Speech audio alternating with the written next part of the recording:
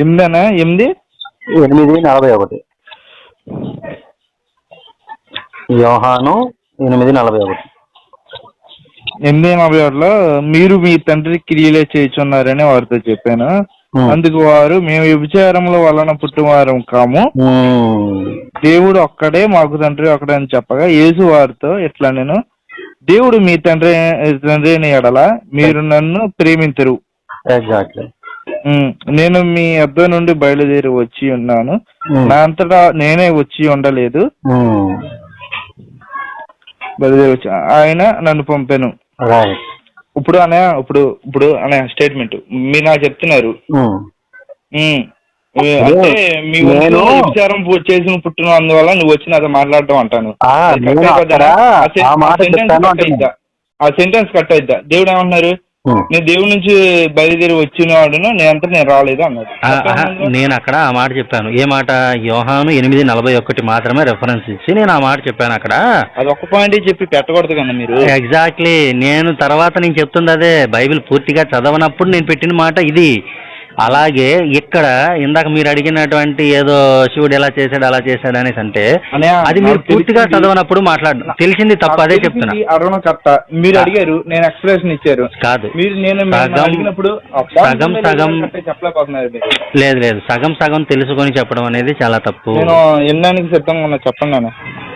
నేను అదే అంటున్నాను, వినడానికంటే ఇప్పుడు మీరు అడిగింది ఎందులో నుంచి తీసుకున్నారు అది నాకు ఇవ్వండి, నేను చదివి నేను చెప్తాను, దాంట్లో క్లారిటీ ఇస్తాను మీకు.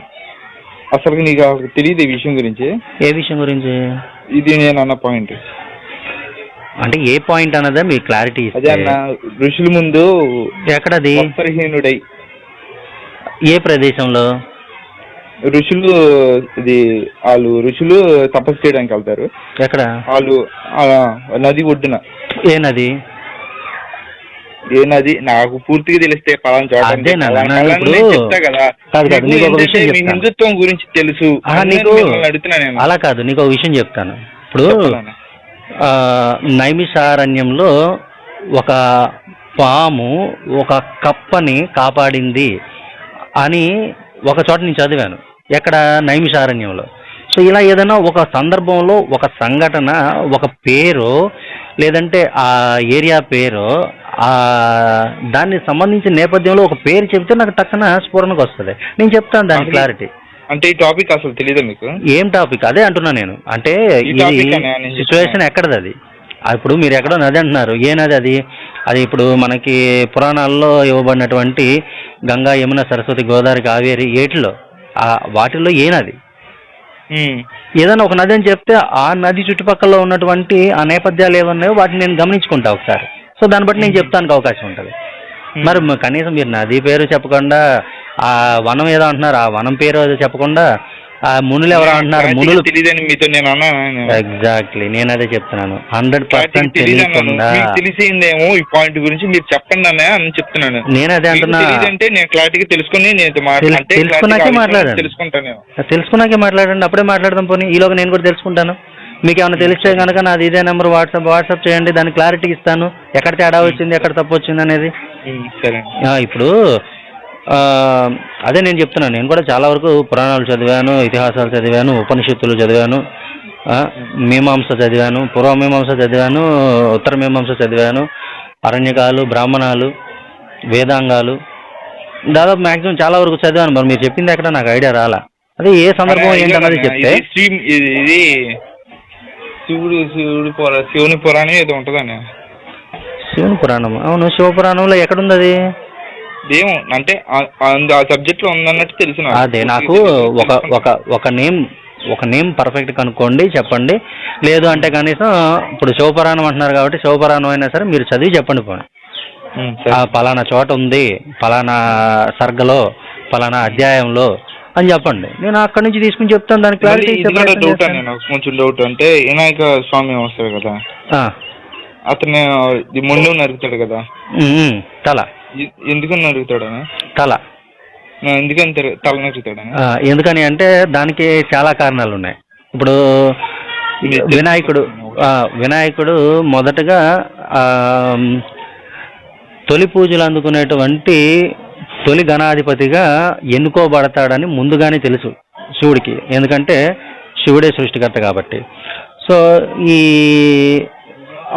అవతారం యొక్క ప్రయోజనం ఏదైతే ఉందో అది నెరవేరాలి అంటే దాని వెనకాల ఉన్నటువంటి నేపథ్యంలో జరిగే సంఘటన అన్నీ కూడా జరగనివ్వాలి. అలా జరిగే ప్రయత్నంలో భాగంగానే పార్వతీమాత ఆవిడకున్నటువంటి ఒంటి నలుగు చేత తీసి ఒక బొమ్మను సృష్టించి ఆ బొమ్మకు ప్రాణం పోసినప్పుడు అలా లేడు కదా, ఏది గజముఖ అననం, గజముఖంతో ఉండాలి. ఆ గజముఖాన్ని చూసిన వెంటనే ఇప్పుడు పసిపిల్లలు కానీ పెద్దవాళ్ళు కానీ కొన్ని విషయాలు చూడగానే మనసులో ప్రశాంతత పొందేస్తారు. సముద్రం ఒకటి, ఏనుగు ఒకటి, అలాగే ఎత్తైన కొండ, కొన్ని ప్రశాంతమైన వాతావరణం, గుడిలో ఉన్నటువంటి అర్చామూర్తి, మూల విగ్రహం, ఇలాంటివి కొన్ని చూసినప్పుడు ఆటోమేటిక్గా ప్రశాంతత పొందేస్తారు. సో అలా ప్రశాంతత పొందేటువంటి వాటిల్లో ఏనుగు యొక్క వెంట్రుకను కూడా దేవతా కార్యక్రమాల్లో వాడతారు. కాబట్టి ఏనుగు అనేది ప్రత్యేకం. సో ఈ ఏనుగు యొక్క ప్రత్యేకత ఒకటి, ఆ ముఖం మార్చడం. రెండోది ఏంటంటే గజాసురుడు అనేటువంటి ఒక రాక్షసుడు శివుణ్ణి తనలోనే తన గర్భంలో అంటే తన ఉదరంలో ఉండిపోవాలని చెప్పేసి కోరుకోవడం చేత శివుణ్ణి బయటికి తీసుకురావడానికి విష్ణువు బ్రహ్మ వీరు చేసినటువంటి ప్రయత్నం మూలంగా గజాసురుడు చనిపోయేటప్పుడు శివుని బయటికి తీసుకొచ్చిన ప్రయత్నంలో గజాసురుడు చనిపోయినప్పుడు నా ముఖం ఎప్పుడు నిన్నే చూస్తూ ఉండాలి అని. కానీ అంతకంటే ముందే ఆ వరం నంది, అంతకంటే ముందే ఆ వరం నంది కోరుకుంటాడు. నేను ఫోన్ చేస్తాను, కొంచెం పనిలో ఉన్నా నేను. ఆ నంది ఎవరైతే కోరుకుంటాడో నందికి వరం ఇచ్చేసినటువంటి కారణం చేత ఆ నంది శివలింగం ముందు ముఖం పెట్టుకొని వెనక వైపు పృష్ఠభాగం వీపు పెట్టుకొని వెనకాల వైపు ఉంటాడు. ఆ వరం ఇచ్చేసిన తర్వాత ఈ వరం ఏదైతే ఉందో ఈ వరం అన్నది ఇక్కడ నెరవేరాలి. కాబట్టి ఈ గజాసురుడి యొక్క ముఖాన్ని తీసుకువెళ్ళి తగిలించడం అనేది రెండవ ఇది ఈయన ఈయన ఎందుకని ముందు అందరికంటే గణాధిపతిగా ఎందుకు ఎంపిక అవుతాడు అంటే సో దానికి సంబంధించి పరీక్ష కూడా పెడతారు. ఇప్పుడు వినాయకుడికి నరకడానికి కారణం అక్కడ ఏం జరిగిన సిచ్యువేషన్ అది ఇప్పుడు నేను అదే చెప్పాను. ఇప్పుడు పిండి బొమ్మగా చేసినప్పుడు దాని వెనక నేపథ్యం జరగాలి. ఆవిడ కాపలా పెట్టినప్పుడు ఆ కాపలాలో ఉన్నప్పుడు ఆయన వచ్చినటువంటి శివుణ్ణి తండ్రి అని తెలియక వ్యతిరేకిస్తుంది. ఎందుకన్నా పార్వతీదేవి ఎందుకని అంటే ఇప్పుడు పర్సనల్ స్పేస్ అనేది ఉంటది ఎవరికైనా. స్నానం చేసేటప్పుడు ఎవరైనా రానికుండా కాపలా పెట్టింది పర్సనల్ స్పేస్. అప్పుడు శివుడు వస్తాడు. శివుడు వచ్చినప్పుడు శివుడితో తలపడితే శివుడు ఎందుకు తలపెడతాడు నా తల్లి స్నానం చేస్తాడు వెళ్ళొద్దని రావద్దు, అంతేగానే అది పార్వతీమాత ఆజ్ఞ చేయడం తప్ప అంటారా? అది తప్పేం కాదే, తప్పు అంటారు. ఇప్పుడు నరకాల్సిన అవసరం ఏందన్న ఆ సిచ్యువేషన్ అదే నేను ఇన్ని కారణాలు చెప్పా. ఈ కారణం ఉన్నప్పుడు ఆ సిచ్యువేషన్ నరకడం కరెక్ట్ అంటావా? ఇన్ని కారణాలు చెప్పా. దాని వెనకాల జరిగేటువంటి సిచ్యువేషన్ జరగాలి. ఇప్పుడు ఒక రాజుని ఎన్నుకునేటప్పుడే అందరూ మొత్తం రాజ్యంలో ప్రజలందరూ అందరూ ముందు ఏం చేస్తారు, రాజుని ఎన్నుకుంటాడు. అలాగే చేయొచ్చు కదా. అతను పసిపిల్లవాడు. అసలు నేను చెప్తుంది అదే, దాని వెనకాల నేపథ్యాలు జరగాలి. మీరు చెప్పింది ఎంత పూర్తిగా విన్నాను, నేను చెప్పింది వినలేకపోతున్నారు. మీరు చెప్పేదంటే ఇప్పుడు దాని గురించి మీకు తెలుసా? పోనీ నాకు తెలిసింది చెప్తాను. వినాయకుడి యొక్క 21 కథలు చెప్పండి ఒకసారి నాకు వరుస పెట్టి. నాకు ఇది ఒకటి చెప్తే సరిపోదన్న మీకు. మొత్తం తెలియకుండా ఎలా చెప్తారు మీకు? మొత్తం తెలియదు అంటే నేను బైబిల్లో నుంచి మీరు ఎక్కడ అడిగితే అక్కడ నేను తీసి చెప్పగలను. నాకు తెలుసు, బైబిల్ మొత్తం చదివాను కాబట్టి. మీకు మొత్తం తెలియకుండా మీరు ఎలా చెప్తారు? స్టేట్మెంట్ ఇవ్వకూడదు. అప్పుడు చెప్పకూడదు అంటారు. ఇది స్టేట్మెంట్ ఇవ్వకూడదు. చెప్పడం అంటే మీరు అడిగారు క్వశ్చన్, స్టేట్మెంట్ నేనేమి ఇచ్చాను? మీరు క్వశ్చన్ అడిగారు, నేను క్లారిటీ ఇచ్చాను. దాని వెనక నేపథ్యం జరగాలి. నాకు ఉన్న డౌట్స్ మిమ్మల్ని అడుగుతున్నాను, చేస్తే చేయండి. చెప్తున్నాను కదా ఆల్రెడీ. దాని వెనక నేపథ్యం జరగాలి. అడిగేది మీరు ఎందుకు వెళ్ళిపోతున్నారన్న? మీకు ఇంకా అడిగేది ఏంటి మళ్ళీ? అడుగుతున్నాను కన్నా. ఏంటది? అదే చెప్తున్నాగా, ఉమ్. సీతాదేవి ఉమ్. పార్వతీదేవి స్నానానికి వెళ్ళినప్పుడు లోనికి ఎవరు రానివద్దంటే ఆ సమయంలోనే అది వినాయక స్వామి కాపలా కాస్తాడు. అప్పుడే శివుడు వస్తాడు. శివుడు నేను లోనికి వెళ్ళాలి, నేనే ఇక్కడ అధిపతిని అంటే, లేదు నా తల్లి లోన స్నానం చేస్తుంది, లోనికి ఎవరు రావడానికి అనుమతి లేదంటే వినాయక స్వామితో తలపడతాడు. చిన్నపిల్లడితో తలపడటం ఏంటని నేను తెలియగడుతున్నా.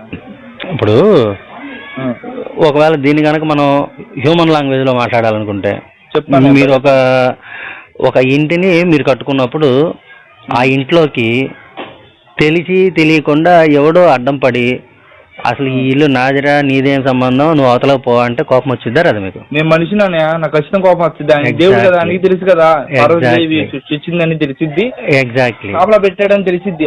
ఎగ్జాక్ట్లీ ఇక్కడ సేమ్ ఇక్కడ మనం బైబిల్కి అప్లై చేస్తే అది ఒక ఆడ మనిషికి తెలియకుండా వెళ్ళి ఒక సాతాన్ అనేటువంటి ఒక దుష్టము ఒక ఇది సర్పరూపంలో వచ్చి ఆవిడని మోసం చేసి ఆవిడ చేత తినిపిస్తే దేవుడు ఎందుకు గించుకోవాలి? దేవుడికి అన్ని తెలుసు కదా. నువ్వు అసలు నువ్వు కాదు, నువ్వు ప్రసవ వేదన పడతావు. ఆదాంకి ఇచ్చాడు, అవ్వకు కాదు కదా ఇచ్చింది. ఆదాంకి అవకి ఇస్తారన్న ఇద్దరికి ఇచ్చినట్టు ఎక్కడ చెప్పండి. ఒకరు చెప్తే ఇద్దరు చెప్పినట్టే. ఇద్దరికి ఎక్కడ ఇచ్చినట్టుంది? ఏంటన్నా ఇద్దరికి ఇచ్చినట్టు లేదు అక్కడ. ఇప్పుడు ఆవిడేదో తిందే, ఆవిడకి తెలియక తిందే, ఈయన తెలుసుగా కాదు, ఈయన తెలుసుగా ఈయన దేవుడేగా. మీరంటున్నారు మీ లాజిక్ ప్రకారమే ఈయన దేవుడే అనుకున్నప్పుడు వాళ్ళు ఎందుకు? దేవుడికి తెలుసు తప్పు చేస్తారని తెలుసు, అయినా పెట్టాడు కదా. ఎందుకు పెట్టాడంటే వాళ్ళ సహనానికి పరీక్ష అది కాదు, అతని దుర్మార్గత్వానికి పరీక్ష అది. దాని ఇప్పుడు మీరు ఇందాక మాట్లాడిన దాని ప్రకారమే ఏది ఈయన దేవుడు అయితే అని మీరు ఎట్లయితే మాట్లాడారో ఇది కూడా అక్కడ అలాగే క్వశ్చన్ వస్తుంది. మరి అంటే ఇప్పుడు మనది వచ్చేసరికి మెప్పును, అవతలది వచ్చేసరికి తప్పు అంటే తప్పు ఎట్లా కుదురుతుంది? కరెక్ట్ కాదుగా. ఇప్పుడు పసిపిల్లవాడన్నా కాపలా కాస్తున్నాడు అన్న ఇక్కడ. ఇప్పుడు వీళ్ళు కూడా పసి మనుషుల కింద లెక్క, ఎందుకంటే వాళ్ళకి తెలియదు కాబట్టి, అజ్ఞానులు కదా. ఇంకో మనిషి ఎంటర్ అయ్యాడు ఎంటర్ అయ్యి ఏం చెప్తాడు? దేవుడు మిమ్మల్ని తినొద్దంటే మీరు ఏంటి మరణం లేకుండా ఉంటారు, దేవదూతలు వాళ్ళే ఉంటారు. అతను చెప్పింది కరెక్టే, ఎంటర్ అయ్యి చెప్తాడు. సాతాను చెప్పిన విధానం అనేది 100% కరెక్టే. మీరు తినదినమున చావనే చావరు చేసుకోండి అన్న, నాకు ఎటువంటి లేదు చావనే చావరు, తిన్న వెంటనే మీరు చావరు కాబట్టి మీరు తినచ్చు. ఆ తిన్న సమయంలో మీ కళ్ళు తెరవబడతాయి, మీకు జ్ఞానం కలుగుతుంది అని చెప్పి అక్కడ వాళ్ళకి జ్ఞానం ఇచ్చింది సాతాను. బైబిల్ దేవుడికి జ్ఞానానికి సంబంధం లేదు. నువ్వు గ్రేట్ అన్న కదా. ఇప్పుడు సరే మనిషికి తెలీదు, ఆవిడ తెలియదు కాబట్టి అజ్ఞానంలో తింది, ఆయన తినొద్దన్నా సరే తింది. ఈయన దేవుడు కదా. నువ్వు ప్రసవ వేదన పడతావు, అది నీ కాళ్ళ మీద పడుతుంది, అది నీ మడం మీద కొడుతుంది, నువ్వు దంతాల మీద కొడతావు. ఏంటది? దేవుడు ఒక ఆజ్ఞ ఇచ్చినప్పుడు ఖచ్చితంగా పాటించాలి ఎవరైనా. ఏంటది ఆజ్ఞ? పాటించినప్పుడు ఆయన శిక్షించాడు, తప్పే ఉంది. ఎగ్జాక్ట్లీ. ఇక్కడ కూడా దాని వెనకాల ఉన్నటువంటి నేపథ్యాల చేత అక్కడ జరగాల్సింది జరిగి తీరాలి. అది జరిగిన తర్వాత కాదు, అలా కాదు. ఇప్పుడు బైబిల్ దేవుడైతే వీళ్ళని శపించేసి ఏదో ఆదాము ఒక్కడు తిన్నాడు కాబట్టి ఆదాము మూలంగా సమస్త భూమి శపించబడద్దు అనేటువంటి గొప్ప దేవుడి కంటే కూడా ఇక్కడ ఆ శిరస్సు నరికినా సరే తిరిగి మళ్ళీ ప్రాణం పోసి ఆయన్ని మళ్ళీ తిరిగి గణాధిపతిగా కూర్చోబెట్టగలిగినటువంటి సామర్థ్యం కలిగినటువంటి దేవుడు. బతికించమని ఎవరు అడుగుతారు? పార్వతీ మాతే అడుగుతుంది. ఎలా అడిగింది? మామూలుగా నా పుత్రుడు, మన పుత్రుడు అంటే తెలియక కాదు, ఇట్లా వచ్చి ఇట్లా వ్యతిరేకించాడు. దాని వెనకాల ఇన్ని ప్రయోజనాలు ఉన్నాయి, ఇన్ని ప్రయోజనాలు చేకూర్చడం కోసం చేయాల్సి వచ్చింది. వెంటనే కరెక్ట్ ప్లేస్ అంటారా? కరెక్టే, గణాధిపతిగా తయారయ్యాడు తర్వాత. ఇప్పుడు మొదటి పూజ అందుకునేదే గణాధిపతి, విఘ్నాధిపతి. మీరు చెప్పింది కరెక్ట్ అయితే, నిజమే అయితే అందరూ చేత నేను ఎలా చెప్పాను, రాజు అని వాళ్ళు ఎలా అనుకుంటా అలాగే ఎంచుకోమని తప్పే ఉంది. ఎలా ఎంచుకునేది? ఇప్పుడు రాజుని ఎలా ఎంచుకుంటారన్నా, రాజ్యంలో ప్రజలందరూ ఉంటారు. సరే, ఇప్పుడు ఉంటారు.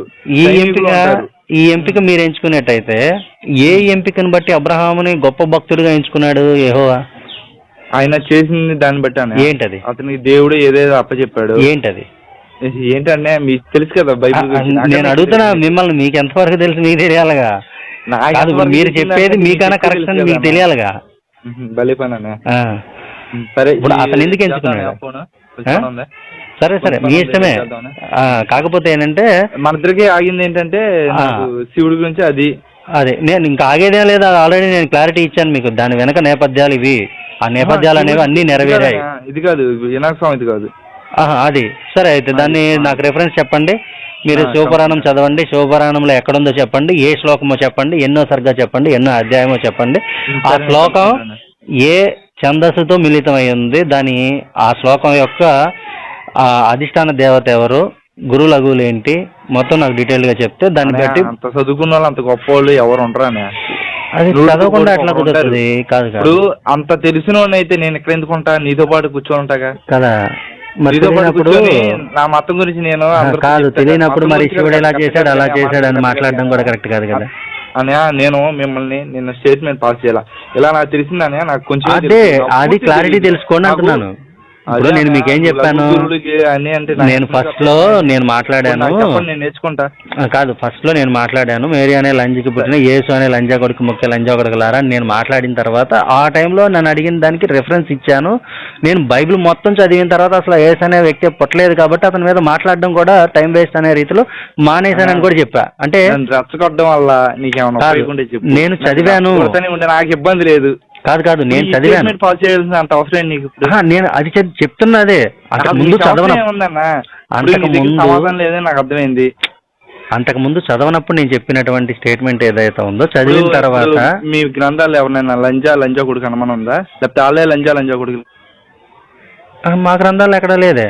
మరి ఎందుకు అన్నారు అన్నమాట? నేను ఆ టైంలో అన్నానని చెప్తున్నా. మరి అన్నావు కన్నా ఇప్పుడు ఎత్తాల్సిన అవసరం ఏంటి?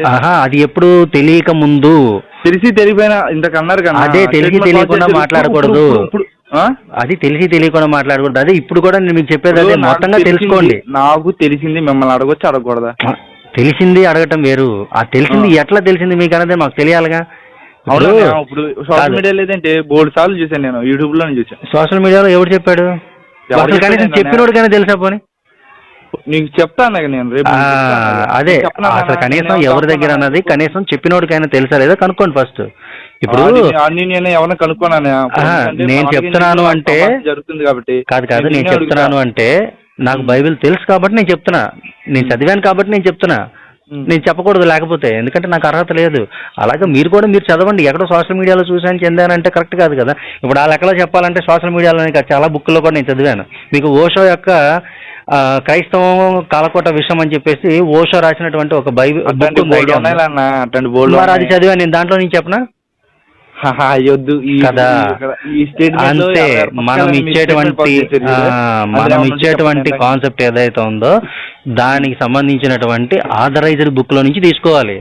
ఆ ఆథరైజ్డ్ బుక్ ఉందా లేదా మీ దగ్గర, అదే తీసుకుంటున్నారా లేదా. అందుకనే మీరు ఇచ్చిన శ్లోకం అనేది ఏ సరిగ్గా, ఏ అధ్యాయము, ఏ గురువులకు సంబంధించింది, ఏ ఛందస్సు, ఏ అధిదేవత, అదే అంటున్నా. అవి కనుక్కోండి. కనుక్కోకుండా ఎవరికి ఉపయోగం దానివల్ల అవి కనుక్కోకుండా మీరు స్టేట్మెంట్స్ పాస్ చేయకూడదు. అందరికి అర్థమయ్యే రీతిలో ఉంటే నేను చదివి మీకు చెప్పేవాడిని. ఎందుకు అర్థం కాదు ఇప్పుడు బైబిల్ అందరికి అర్థమయ్యే రీతిలోనే ఉంది, అయినా కానీ దానికి వక్రీకరించట్లా, ఎవరు 100 భాషలు చెప్పట్లా. 100 భాషలు ఎవరు చెప్పలేదు. ఎందుకు చెప్పట్లేదు? భలేవాడు. ఇగో నువ్వు ఒక వాక్యాన్ని తీసుకో, మీ ఇంటి చుట్టుపక్కల ఒక 5-6 చర్చలు ఉన్నాయి అనుకో, ఒక వాక్యాన్ని తీసుకో, ఒక వాక్యాన్ని తీసుకెళ్ళి ఒక పాస్టర్కి, ఎవరికి అర్థమైంది వాళ్ళు చెప్తున్నారు కానీ ఎగ్జాక్ట్లీ అక్కడ ఉన్నదాన్ని చెప్పట్లా ఎవడు. నేను చెబుతుంది కూడా అదే. సేమ్ ఇక్కడ కూడా అటువంటి వక్రీకరణలు జరిగే అవకాశం ఉంటుంది, కానీ మేము అలా చెయ్యము. ఉన్నదేదో అది చెప్తాము. ఇప్పుడు ఒక పాస్టర్ దగ్గర తీసుకెళ్తే ఒక పాస్టర్ ఒకలాగా, ఇంకో పాస్టర్ ఇంకోలాగా, 6 రకాలుగా ఒకే వాక్యాన్ని దాన్ని ఏమార్చే ప్రయత్నం చేస్తారు. కానీ ఇక్కడ అలా జరగదు. ఎందుకంటే దానికి సంబంధించి ఒక జ్ఞానం అనేది ఉండాలి. ఆ జ్ఞానం లేకుండా మనకు నచ్చిన స్టేట్మెంట్స్ ఇవ్వకూడదు. తప్పు అంటున్నాను, అందుకు మాట్లాడాల్సి వచ్చింది ఇది. ఇప్పుడు మీరు నెక్స్ట్ టైం వచ్చినప్పుడు అలా చెయ్యండి అంటున్నా, మీకు సూచన. అర్థమైందా మీకు? సూచన అది. ఓకే సరే సురేష్, థ్యాంక్ యూ. అయితే కొద్దిగా మనము మాట్లాడేటప్పుడు కొద్దిగా మన భాష ఇది కూడా చూసుకుంటే మంచిది. ఎందుకంటే నాకు వేదంలో మాత్రమే చెప్పినట్టు కాదు, మీకు బైబిల్లో కూడా చెప్పింది. నాకు ఇటువంటి తప్పులు ఏం లేవు, కాకపోతే అలా అందం ద్వారా కాదు మీకు నేను చెప్పిన క్లారిటీ అది. ఫస్ట్ లో నేను చెప్పింది అదే, ఇప్పుడు లాస్ట్ లో చెప్పేది కూడా అదే. ఏంటంటే ఇప్పుడు బైబిల్లో మీరు మీకు మాట ఆల్రెడీ చెప్పారు, క్లారిటీ క్షమాపణ ఇచ్చింది. చెప్పేస్తా అన్నారు. మరి అది కూడా కొంచెం చూడండి. అది నాకు అదేమన్నా మీరేమన్నా వినిపిస్తే అదేంటో నేను కూడా విని దాన్ని బట్టి నేను చెప్తాను దానికి. నాకు అది చెప్పండి, ఎందుకంటే సరే. అతను ఇచ్చినవన్నీ కూడా దాదాపుగా చాలా చాలా వీడియోలు దగ్గర ఒక 1000 వీడియోల పైన చూసుంటాను. నాకు తెలుసు, ఐడియా ఉంది. సో అందుకని నేను అతని వైపు నుంచి స్టేట్మెంట్ నేను మీకు ఇచ్చాను. లేకపోతే ఇప్పుడు మీ వైపు మీరేంటి, మీ మాట విధానం ఏంటి, లేదంటే మీ మనసులో ఏముంది, మీ మాట ద్వారా నాకు ఏదైనా పూర్తిగా తెలిస్తే మీ వైపు నుంచి నేను ఒక స్టేట్మెంట్ తీయడానికి అవకాశం ఉంటుంది కదా. సరే సరే అది అడుగుతుంది, సరేనా? సో ఏంటంటే మనకు కొన్ని రూల్స్ అండ్ రెగ్యులేషన్స్ ఉన్నాయి. సో వేదం చెప్పింది విన్నా వినకపోయినా సరే కనీసం బైబిల్ చెప్పింది అన్న వినండి. మన మాట తీరనేది బాగుండాలి. బూతులు చతురాస్తులు నేను చెప్పే కదా చెప్పాను. అదే అంటున్నాను, నెక్స్ట్ టైం అది జరగకుండా చూసుకోండి. ఆయన అన్నం అనిపోతే మీకులాగా చెప్తే ఎంతమంది అంటారు చెప్పండి ఓపిక? నేనే విన్నాను, ఎంతమంది అంటారు చెప్పండి మీలా చెప్తే? నేను అదే చెప్పమని చెప్తున్నాను. ఇప్పుడు ఎవరికైనా సరే, ఇప్పుడు మీరు తిట్టడం వల్ల ఎంత డిఫరెన్స్ వచ్చేసింది. అదే దానివల్ల ఎవరైనా అయ్యా మరి అతనేం తిట్టారో మరి నేనైతే వినలేదు. అందులో మీరు తిట్టిందే మాత్రం వినబడింది. ఏంటంటే ఫోన్ ఎత్తి మాట్లాడేవారా ఎరుపుక అది ఇది అని మాట్లాడితే అసలు అలా మాట్లాడకూడదు కదా. ఇప్పుడు మీ వయసు ఏంటో నాకు తెలీదు, అతని వయసు ఏంటో నాకు కళ్ళ ముందు కనబడుతున్నాడు కాబట్టి తెలుసు, ఐడియా ఉంది. అండ్ ఇప్పుడు మీ నాలెడ్జ్ ఏంటో తెలీదు, అతని నాలెడ్జ్ ఏంటన్నది. ధర్మాన్ని ప్రకటించుకున్నారు, ఎవరి ధర్మాన్ని వాళ్ళు ప్రకటించుకున్నారు. ఆయన ధర్మాన్ని ఆ స్టేజ్ లో ఉన్న ఆయన అలా స్టేట్మెంట్ పాస్ చేయడం ఎంతవరకు కరెక్ట్ అనేది నా ప్రశ్న. అది కరెక్టే కదా, ఆయన చెప్పింది అందులో తప్పే ఉంది. ఇప్పుడు ఎవరి ధర్మాన్ని వాళ్ళు, ఎవరి మతాన్ని వాళ్ళు ప్రకటించుకోవచ్చు. కాకపోతే ఏంటంటే ఇప్పుడు అది ఎంతవరకు ఆయన చెప్పింది, ఆయన ధర్మాన్ని చెప్పింది. సరే, మీరు ఏదో బూతులు మాట్లాడారంటున్నారు కదా, నాకు ఒకసారి పంపించండి, నేను వింటాను. విన్న తర్వాత, ఎందుకంటే దాని గురించి నేను తెలియకుండా మాట్లాడడం అనేది తప్పు. ఇప్పుడు అతని గురించి నాకు ఎంతవరకు తెలుసో అంత మేరకు మీతో మాట్లాడడానికి చేశాను. నేను 100% అంత మేరకు మాట్లాడాను. మీరు ఇంకేదో చెప్తున్నారు. ఆ చెప్పింది ఏదైతే ఉందో మనం మాట్లాడుకుంటే కాదు. మీరు అన్న దాని ప్రకారం ప్రూఫ్ ఏదో పంపించండి, నేను వింటాను. విన్న దాని తర్వాత దాని గురించి ఏంటన్నది అప్పుడు నేను స్టేట్మెంట్ ఏమైనా వేయడానికి అవుతుంది. అంతవరకు నేను మాట్లాడకూడదు దాని గురించి. అదే మీరంటే ఇంకోటి లాస్ట్ విద్యుత్ మొత్తంతో నాకు ఎటువంటి ఇబ్బంది లేదు. ఎలాగా కూతురు తిట్టే వాళ్ళ మీద కొంచెం మనోభావాలు దెబ్బతినడం వల్ల నేను ఇలా మాట్లాడాను. ఓకే, నాకు క్లారిటీ ఉందా? ఎగ్జాక్ట్లీ నేను చెప్పేది